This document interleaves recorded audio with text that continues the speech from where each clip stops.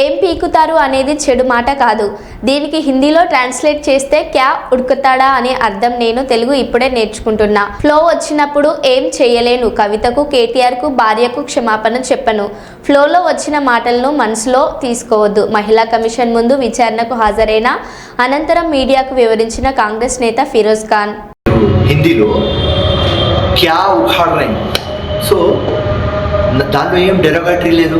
నుంచి ఒక press reporter question అడిగినాడు. అప్పుడు కవిత కూడా ఇంట్రెస్టెడ్ జూబ్లీ సెలెక్షన్ అని చెప్పినాను.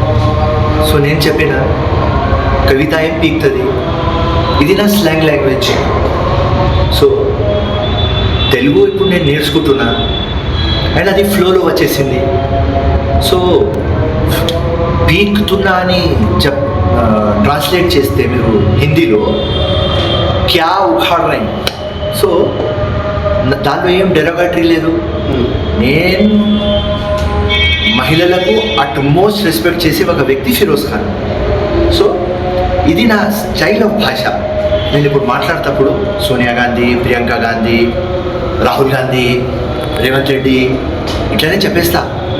సో కేటీఆర్ పెళ్ళం ఇది చెప్పేస్తా. కవిత.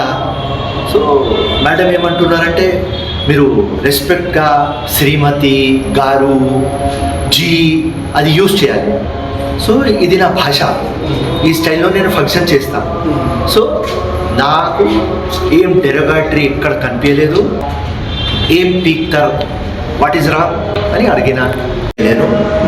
కానీ తప్పకుండా కొద్దిగా గారు, జీ అది నేను యూజ్ చేయాలి. కానీ నేను పూర్తిగా గ్యారంటీ ఇయ్యను. రైట్, ఆ ఫ్లోలో ఎట్లా ఉంటుంది అట్లనే మాట్లాడతాను. ఓకే. సో